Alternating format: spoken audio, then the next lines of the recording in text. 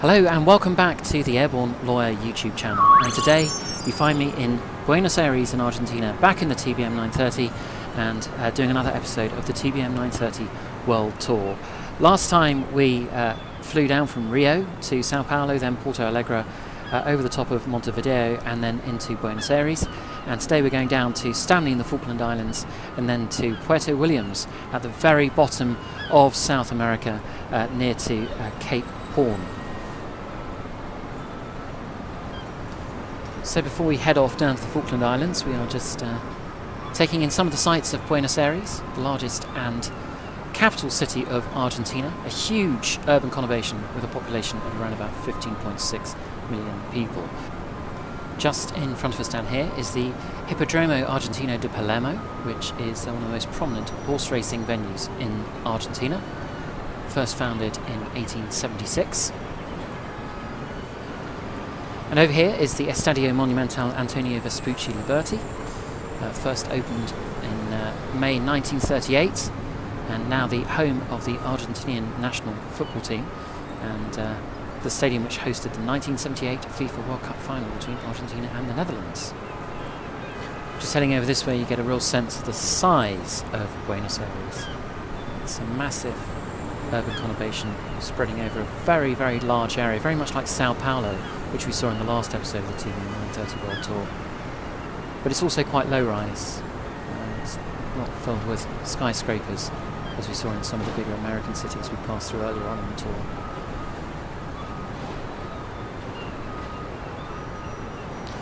And perhaps not surprisingly, given Buenos Aires is on the coast, the port of Buenos Aires, which we're just starting to see now, is the principal maritime port in Argentina.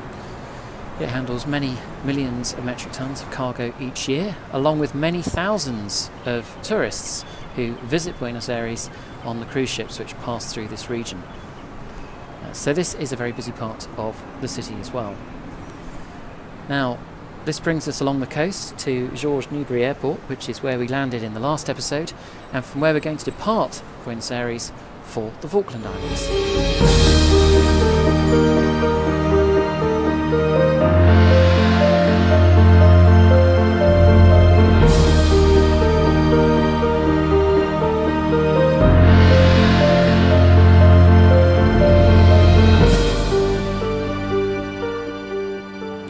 So a quick look at the map just before we get underway. We're going to be heading out of Buenos Aires and south to Stanley, which is the capital of the Falkland Islands. That's going to be one of the smaller capitals we'll visit on the TBM 930 World Tour. We'll do a little bit of sightseeing over the Falklands and then head southwest down to the very tip of South America, and we're going to be landing in Puerto Williams in Chile a little bit later on.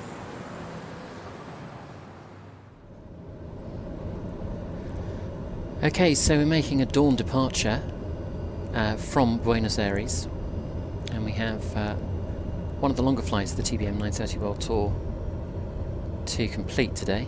It's going to be around about 4 hours down to the Falkland Islands, which, as usual, we will time-lapse.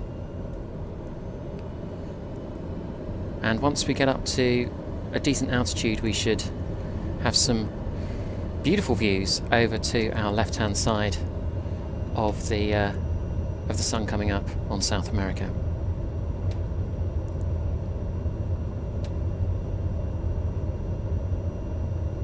It's only 30 degrees centigrade outside. Of course, it is winter in the southern hemisphere, which I always have to remind myself of, given I am set up in the northern hemisphere where it's into early summer. So we're all set here for takeoff. I have set the flaps for takeoff. We've got all the systems up and running. We've got our cruise altitude of 30,000 feet set into the autopilot. Once we reach 140 knots, I'm going to switch over to flight level change mode, and we are going to pick up our planned flight route just as soon as we take off. So I'm just going to give the inert SEP a quick blast, and I'm going to switch on our landing lights. I will now turn on the strobes and the pulse, and I'm going to line up.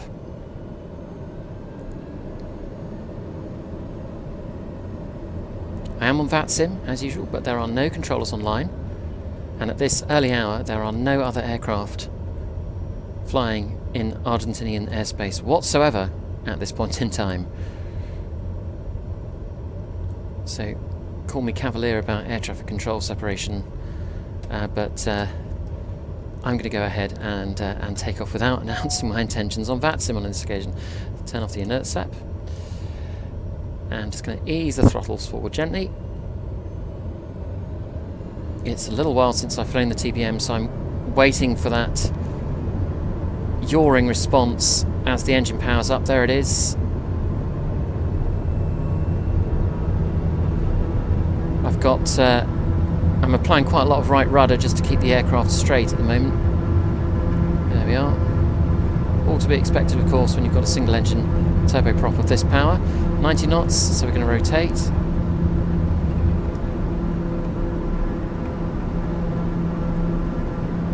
And away we go.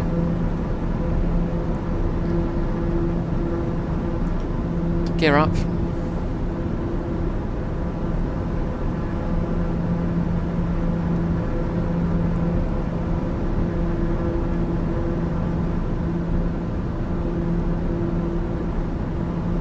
And I'm going to bring the flaps in.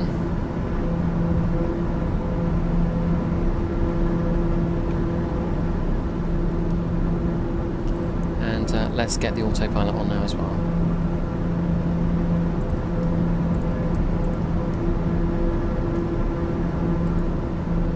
Switch over to flight level change. Just going to pull back on the speed a little bit. I always tend to do a climb in the TBM 930 at 140 knots. I don't know if that's standard procedure, but I just seem to get a really good rate of climb whilst also not going too slowly. So that's the usual approach I take when climbing up to altitude in the TBM. So here we go.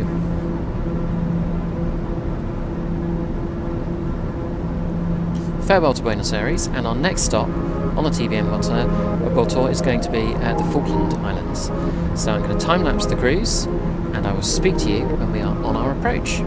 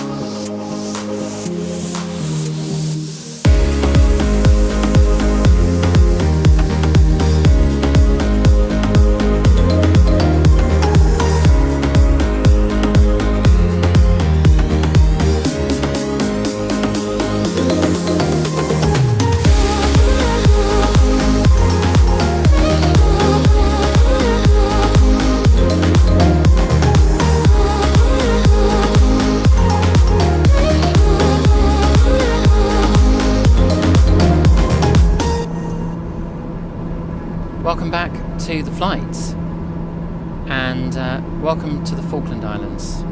Clearly the weather could be better. For a minute there, I was thinking we might never drop out of those clouds. I was starting to think about diverting perhaps to RAF Mount Pleasant, which is just a few miles southwest of Stanley, so that I'd have an ILS to rely on to do a precision approach. But finally we have dropped out of the clouds. We've just come out of 2,000 feet and we are getting to see something of the Falkland Islands. We're just to the north of Stanley right now, so it's just the peninsula that we can see in front of us actually that is where we're headed. We've got down here much quicker than expected. It's actually been just over 3 hours. I was expecting it to be closer to 4. So it's been quite a quick journey so far. But that early morning bright sunshine that we had just after departure from Buenos Aires, that at least feels like a long time ago, I have to say. This is very grey and bleak. It's worth remembering, of course, that the southern hemisphere is in winter. And where I'm filming this from, up in the northern hemisphere in the UK, we are, well, supposedly in midsummer. It doesn't feel very much like midsummer, but that's typical for the UK. However, here we have got long summer days, long evenings, and generally better weather. Whereas, of course, down in the southern hemisphere, it's turning towards winter. And the Falklands is a long way south. This isn't far at all, really, from Antarctica and the South Pole, so it can get really cold and really wintry.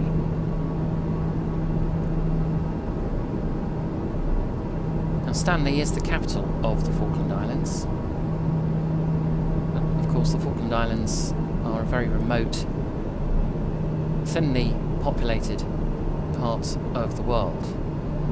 So, having left the huge urban sprawl of Buenos Aires, I'm now looking for a relatively small collection of buildings which together comprise the capital city of this collection of islands.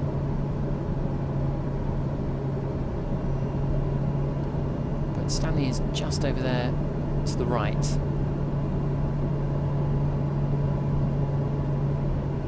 So we're right on top of it really, and the airfield is just down on our left hand side here. What I'm going to do is fly over the top and just do a bit of a reconnaissance of the area just to get a feel for where we're going.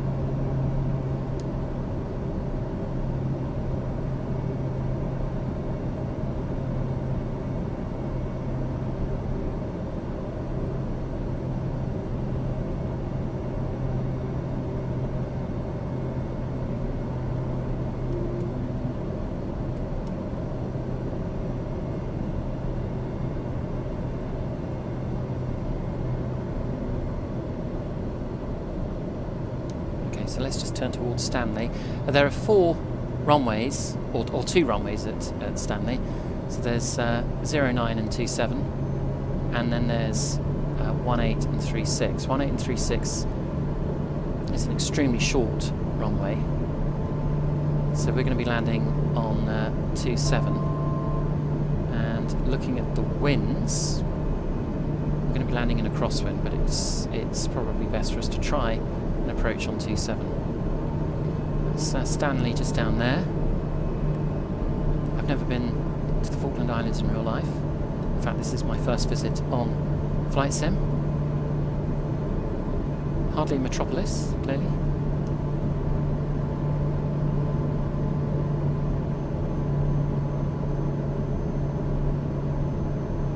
So just to clarify, the airport is just behind us now. I'm just doing this to see a bit of Stanley itself.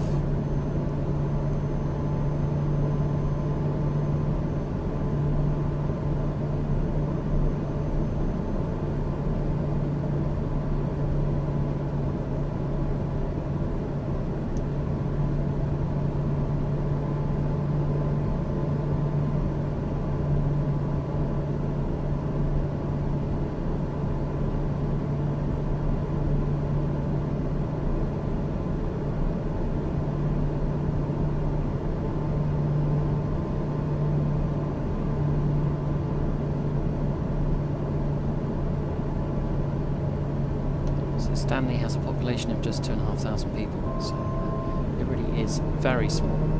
The capital city, which is far, far smaller than probably most villages in the UK, I expect. Right, let's turn back now towards the airport.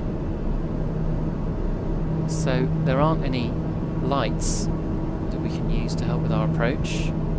It's a fairly basic setup. It's just down there on our left-hand side. Just over there, you can see the runway. Particularly as the weather's so gloomy and cloudy, that isn't helping us in making a visual approach here. But what I'm just going to do is fly a downwind. So we'll turn to the east. Fly 090 degrees.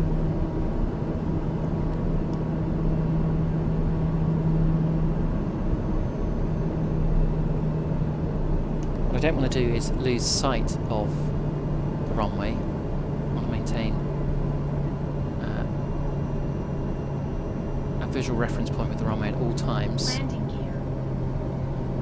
So this is going to be a fairly short downwind leg. I say downwind, but actually the winds are coming quite forcefully from our left-hand side here at the moment. So it's more like a crosswind, but yes, in strict terms, in terms of the circuit we're doing here, this is a downwind, and then we'll turn onto our left base leg in just a moment.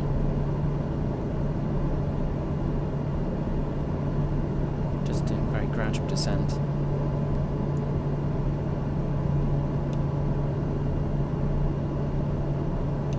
Certainly been the case with the TBM World Tour that we've been to some very different airports.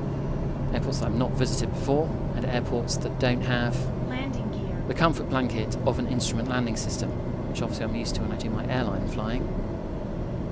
And that is part of the fun and the challenge of doing this.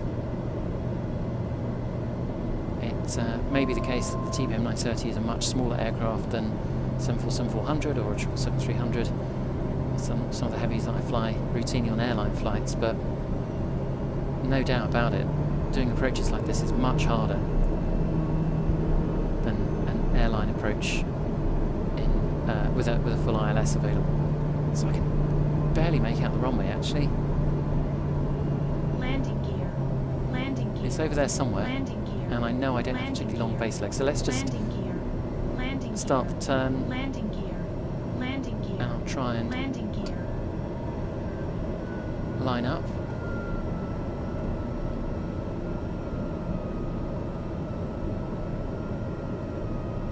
There it is. Okay, that's all right actually. Managed to line up pretty well there. It's just a dull grey strip in a world of dull grey overcast weather. 500. So it's not the easiest to see. Just start pulling back on the speed. Landing gear obviously down.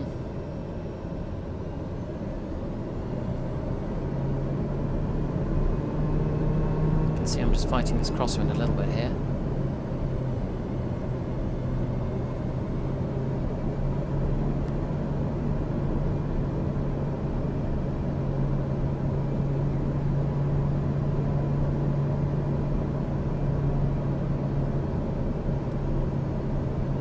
There. Markings aren't the clearest on the runway. And I can see an area for parking the aircraft just over to the left here, so actually I think there might be two areas, this one there and then one further down. Easy does it. Oh, it's very narrow. And we're down, okay. And some very firm use of the rudder to keep the plane as much on the centre line as we can, given that wind.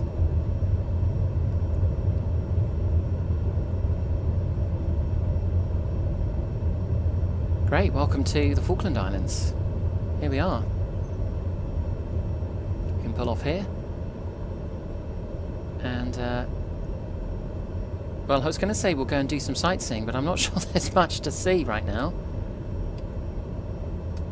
We are on live weather, so what we're seeing here is based on current METAR in the Falklands.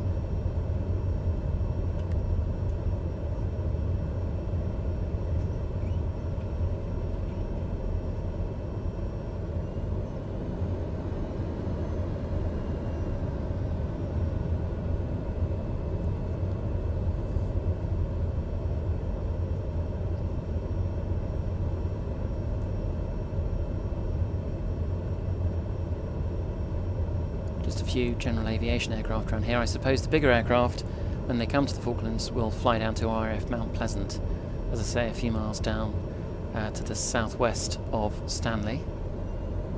I think the RAF flies its converted A330s down there a few times a year.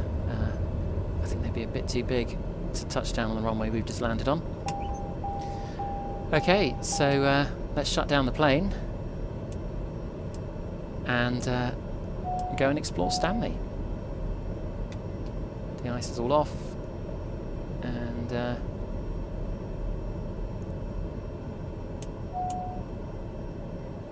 off the bleeds, turn off the auxiliary boost pump, AP trims, ignition, and we can turn off the engine as well.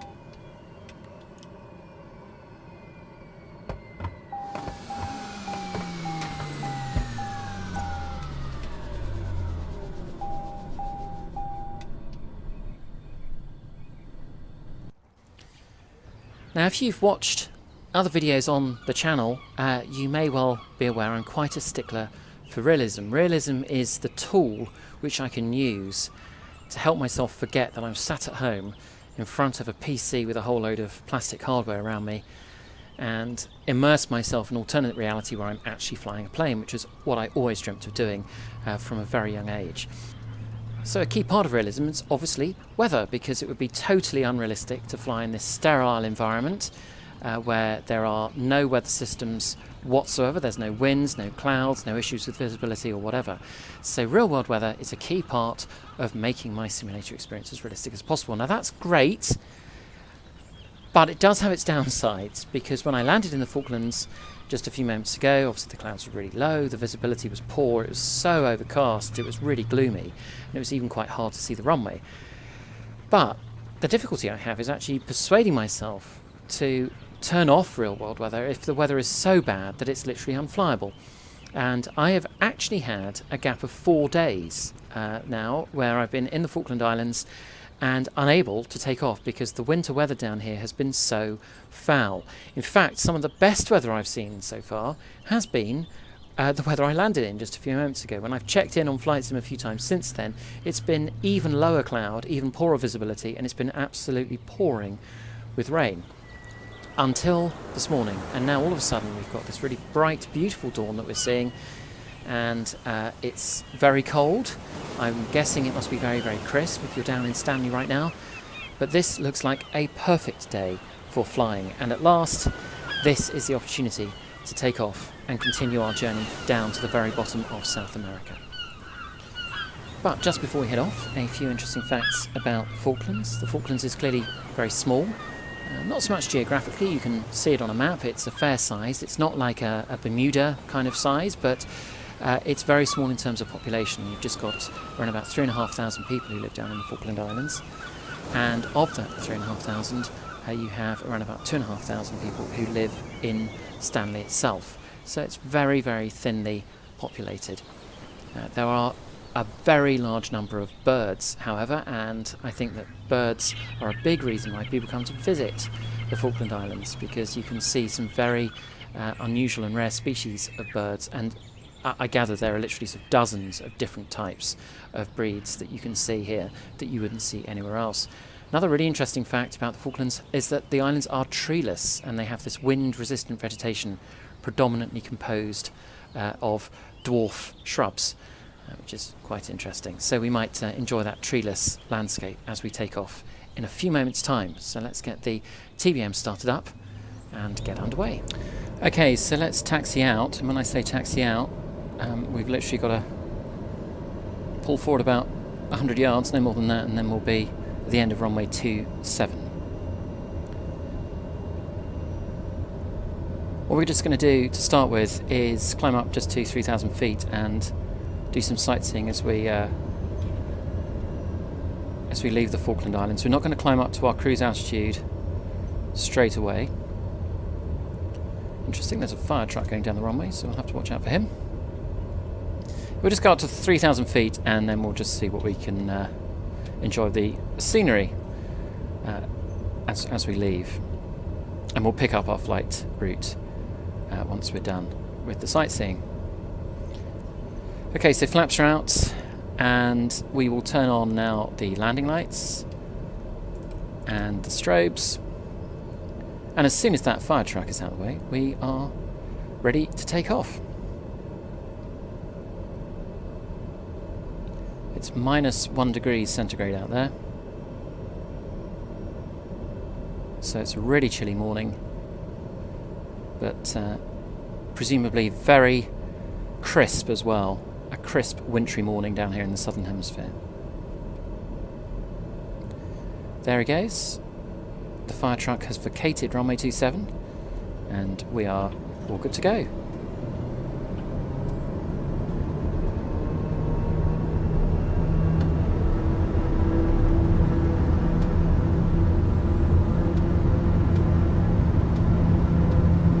Looking for a rotate speed of 90 knots. There it is. Positive rate, gear up.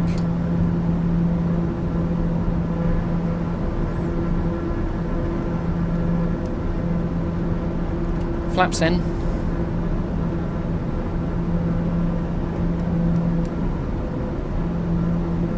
And I'm going to turn on the autopilot. I'm going to select flight level change.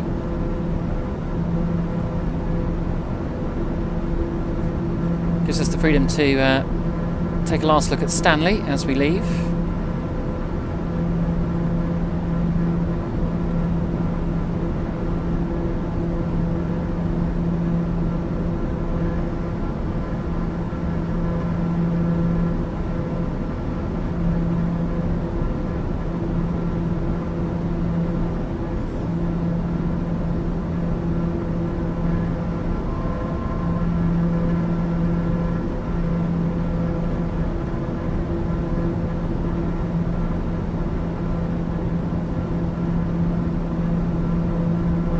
This almost certainly has to be the smallest capital that we have flown to on the tour, with the one exception of Nuuk in Greenland, which was one of our earliest destinations. Let's just switch sides, take a look at the scenery over here.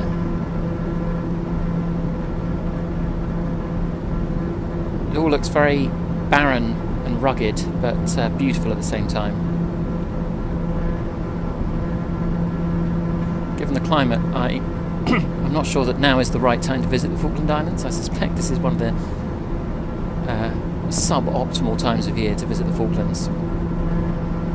It's only once I've started this journey that I realise I left the Northern Hemisphere in the depths of winter and have arrived in the Southern Hemisphere in time for winter. So it's turning into quite a wintry world tour. But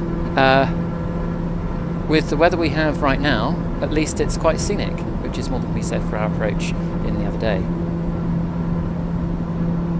So we'll just ease off the power a little bit.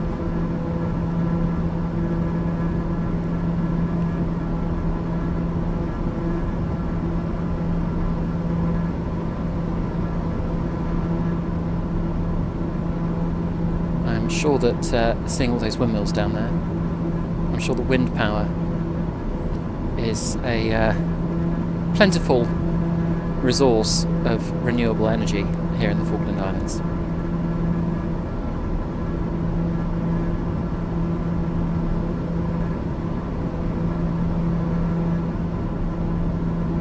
Okay, let's just head a little bit southwest. Where those flashing lights are, that's RAF Mount Pleasant. which is an active RAF base built in 1985. It was constructed 3 years after the Falklands War in 1982 as part of British efforts to strengthen the defence of the Falkland Islands. And to this day, it remains the RAF's newest purpose-built RAF station. I have no personal connection with the Falkland Islands other than the fact I was actually born during the Falklands War. So, you know, that sort of means something, I suppose. Let's just jump over to this side again, take a look at these rugged hillsides. It's not thick with forestry, I notice. And I know that the climate here is very much influenced by currents and winds and other kind of climatic features coming up from the South Pole. So it can be, I believe, really cold. It is not an environment for the faint-hearted. But at the same time, I can imagine it's... if you love wildlife, I mean, I know the Falkland Islands has an abundance of wildlife. And if you're not someone who likes living with thousands of other people in cities, then I can imagine there is a beauty to living somewhere so remote.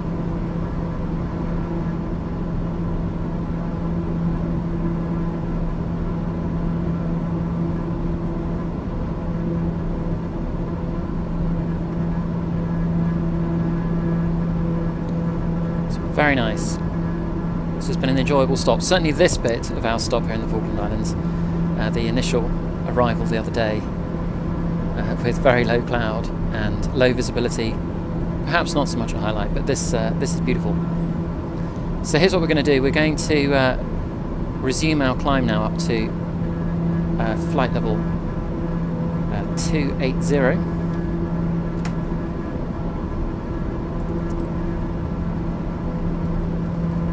Do this on flight level change mode. I'm just going to pull back the speed a bit so we've got a really good rate of climb.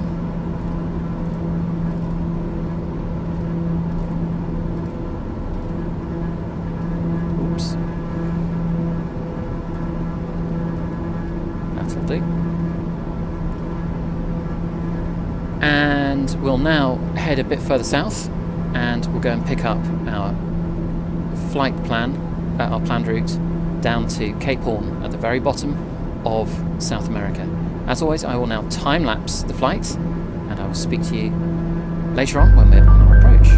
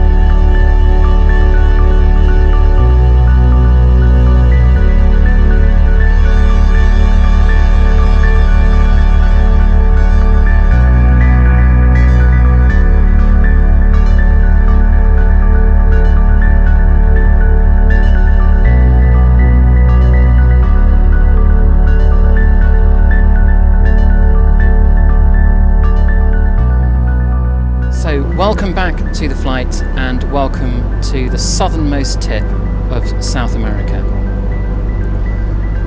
On this flight down from the Falkland Islands, we have crossed over the Diego Ramirez Islands, which is the most southerly point of all of South America, and then we've crossed over a relatively short stretch of sea to Cape Horn, the southernmost headland of the Tierra del Fuego archipelago in southern Chile.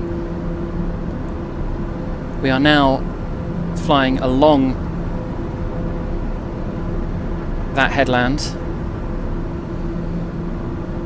The Pacific Ocean is just over to our left-hand side, and the Atlantic we can see just over to our right-hand side.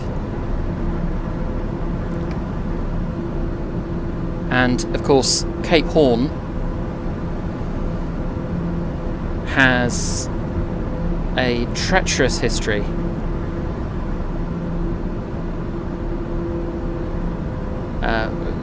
In sailing terms, they are extremely hazardous waters due to strong winds, large waves, strong currents, icebergs. I think we saw some pretty large waves when we were just crossing over it a few moments ago.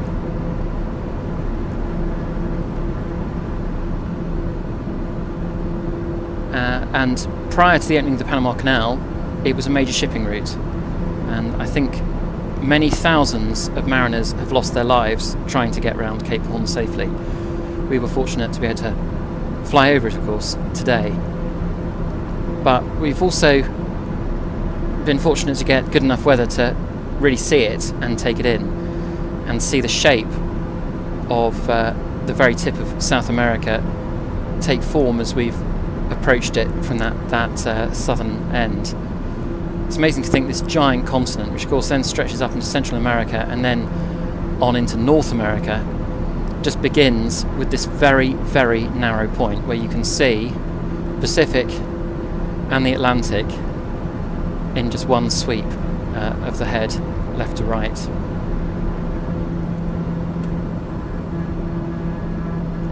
So our destination this morning is a place called Puerto Williams. We're landing at a military airfield.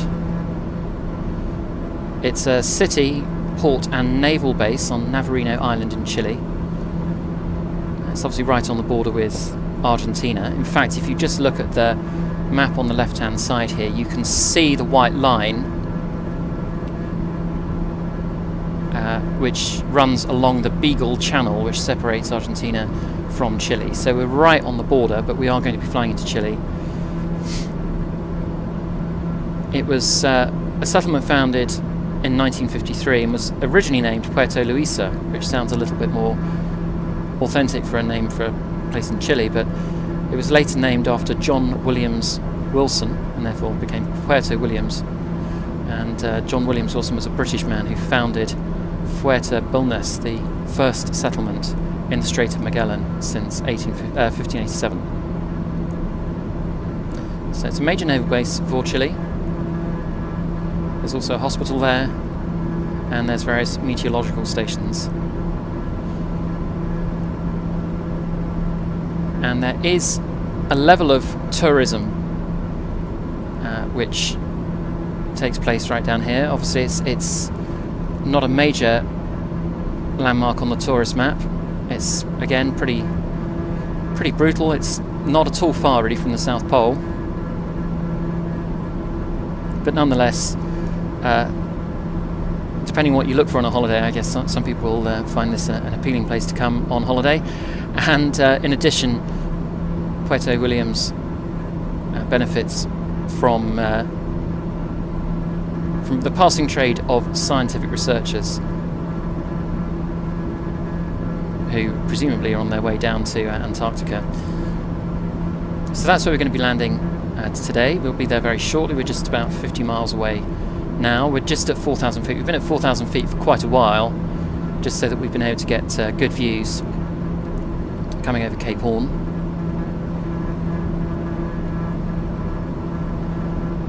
I think what's interesting here is just how barren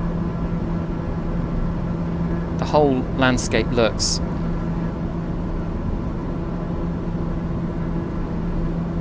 This is a whole load of space that humans have not really had much need to use yet, so there's just not much down here. You can really tell, of course, that it is the southern hemisphere's winter right now because the light is still not that strong. Obviously we are below the cloud layer here, but it's pretty weak sunlight, and that's because we are a long way south. We had this issue months ago when flying between Iceland and Greenland in the northern hemisphere's winter. It's not dissimilar, I think, in terms of latitude, just the other way round down at the southern tip of the world. But with that barrenness, with that ruggedness, comes a lot of natural beauty. It just looks untouched down there.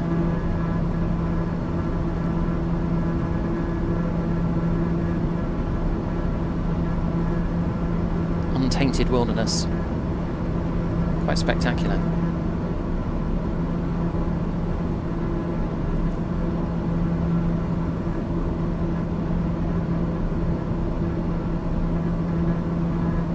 So we've got some mountains just coming up in front of us here. I'm just going to increase our altitude a little bit, just up to 6,000 feet, just to make sure we've got enough clearance. It looks on our terrain map as though we do, but just to be absolutely sure, and also given it's quite turbulent down here, I'm just going to climb up a little bit higher.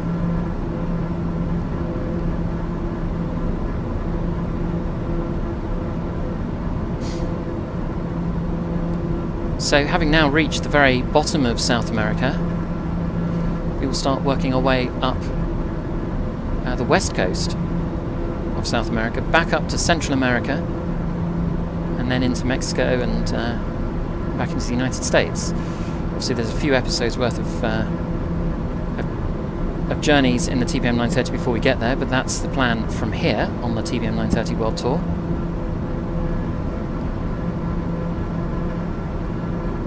The trip through South America so far has been absolutely breathtaking. It's been very scenic, very dramatic. We've seen things like Angel Falls and just Cape Horn a few moments ago. We've seen the remoteness of the Falkland Islands. We've also seen some fantastic cities such as Sao Paulo and Rio de Janeiro.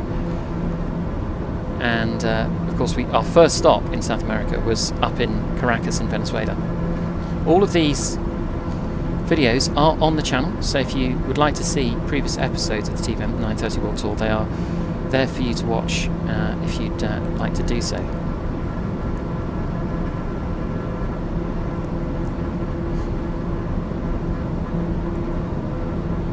You can start to see the Beagle Channel coming into view now. Or at least I think that's the Beagle Channel. We'll just double check my map.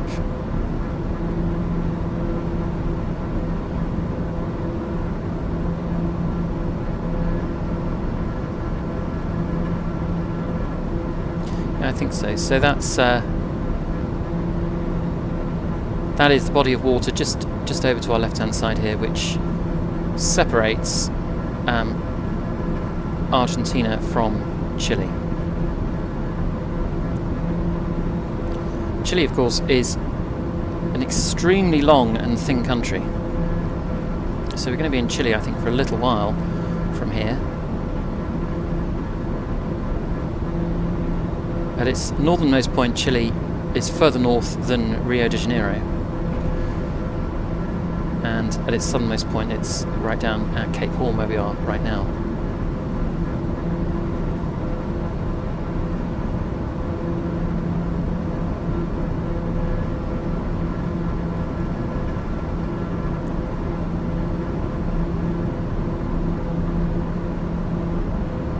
Clearly the TBM suffering a little bit with all the air currents that are around us, going over this mountainous terrain.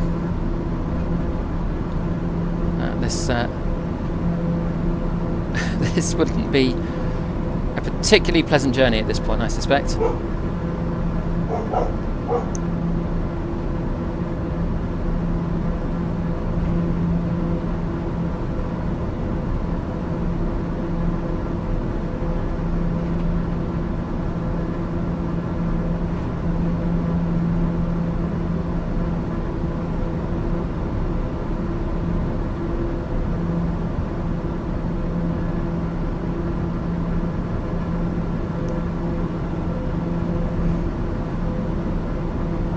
just over 20 miles to go now to Puerto Williams. I am on VATSIM. I am sure it will come as absolutely no surprise to know that there is not a controller within range. I don't know if a VATSIM controller has ever covered this particular bit of airspace, but I would imagine it gets very little traffic. In real life, it gets very little traffic. I was having a look at Flight Radar 24 whilst we were cruising down from the Falklands, and there's literally just a couple of aircraft in the entire bit of airspace down here in real life.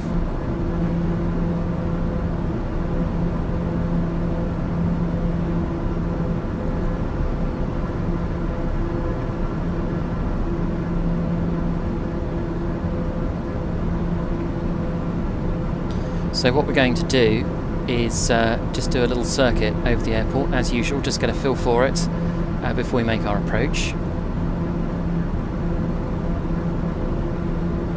We're currently flying into some headwinds, so I think the plan will be to land roughly in the direction that we're flying in right now, and the runway at Puerto Williams runs it's runway 26 and runway 08, so we will probably make our approach into runway 26. But just to be on the safe side, having never flown into this bit of the world at all, either in real life or on flight sim, we will do a quick bit of reconnaissance over the airport and make sure we're comfortable with the approach.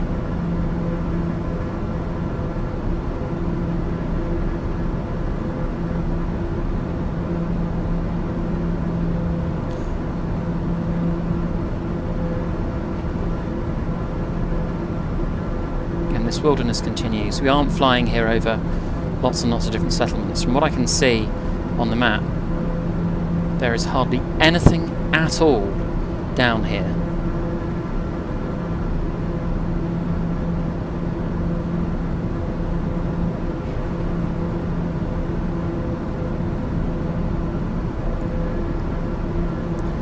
I think in the words of Buzz Aldrin, one might describe this as magnificent desolation. Looking at the map, for instance, just on Google Maps, this island just down here, on our left-hand side, I don't think it has a single road on it.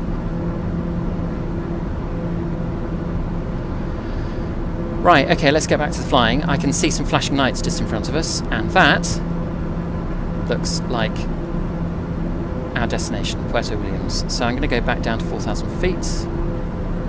Just switch over to flight level change, pull back a bit on the thrust. Looks like some sunlight is breaking through ahead of us, just catching those mountain tops.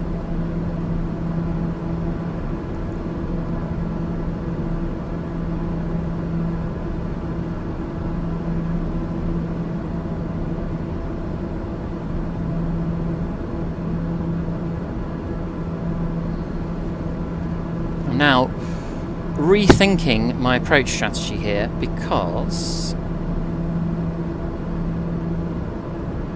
if visibility is this good, such that I can pretty much make out the airport from here, and I'm comfortable that we're not fighting for space here with lots of other aircraft on VATSIM, I may make a straight-in approach and yeah, just join final.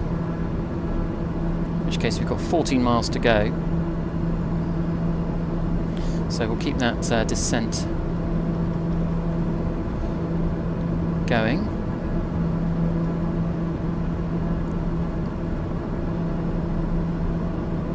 Just switch the altimeter to local pressure 1010 on the QNH.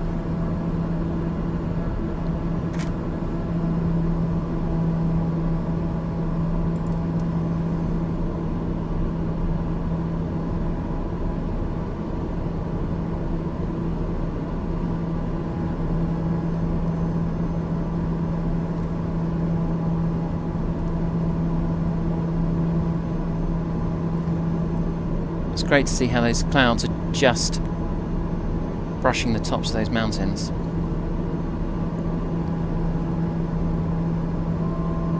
Very picturesque, and really lovely to see how the sun is catching those mountain tops in front of us.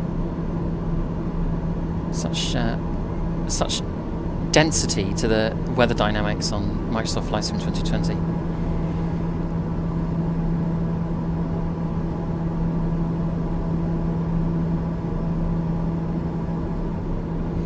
Just makes you wonder what it must have been like if you were a mariner back in the day, possibly pulling in to a port up one of these channels. Must have just felt like you were on an alien planet. That's if you believed the Earth was round and didn't think you were about to fall off the edge of it, I guess, back in those days. And just the sheer distance involved. If you were ferrying something from, I don't know, the Mediterranean to Chile, Santiago or something, that you'd have to go right the way round Cape Horn to get there.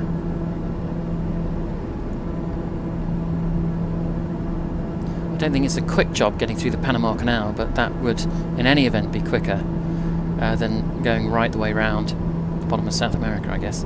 Right, okay, time for me to start concentrating now on my approach. So we're now at 2,000 feet, and I'm actually going to turn off the autopilot on the flight directors. And we are just going to do a straight-in approach here.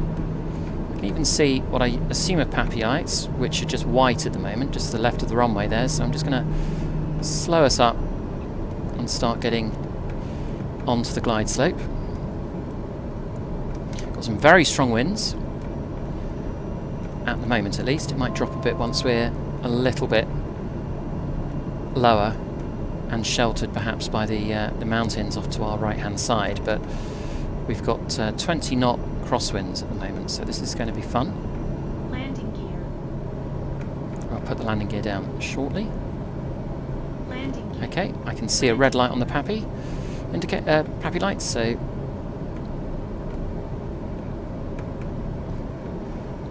coming down at a decent angle now.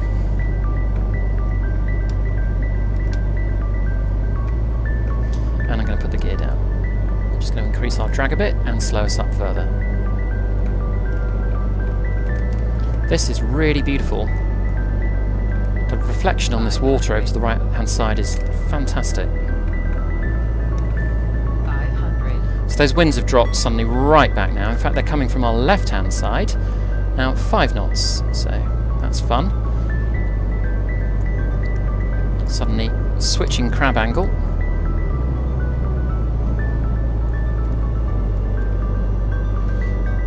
Small city of Puerto Williams just over to our left hand side there. Get the flaps out and slow us right up. Obviously not far to go, just a mile.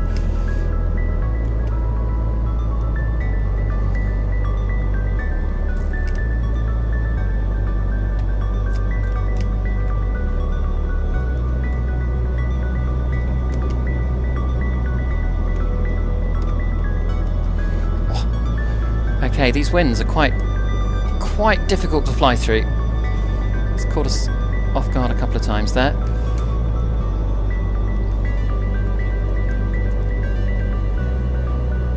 And we've missed the touchdown zone a little bit, but there we are. Not too bad. Rudder it hard to the right to try and keep it on the centre line.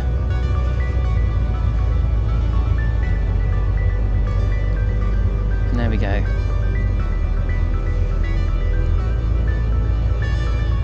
For a minute there, I thought I was going to pay the price for not doing a bit of reconnaissance over the airfield, because I was chancing it a bit on my approach, I think. But that's fine. We've got down safely in the end. Bit lively. I've had better landings in the TBM 930, but the winds were quite strong. And I'm going going to try doing a U-turn right here on the runway.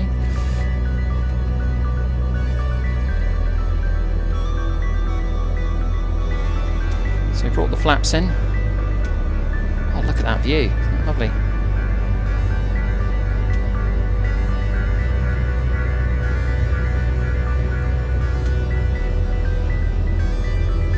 And people wonder why flight sim is so addictive when you look at this.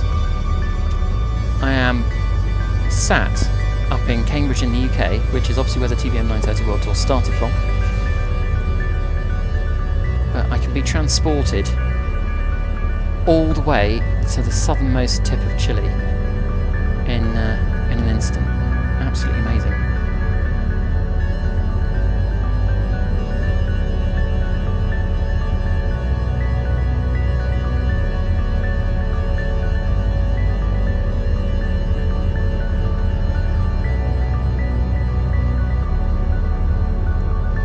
So we're going to find somewhere to park up here, and we will call it a day for this episode of the TBM 930 World Tour.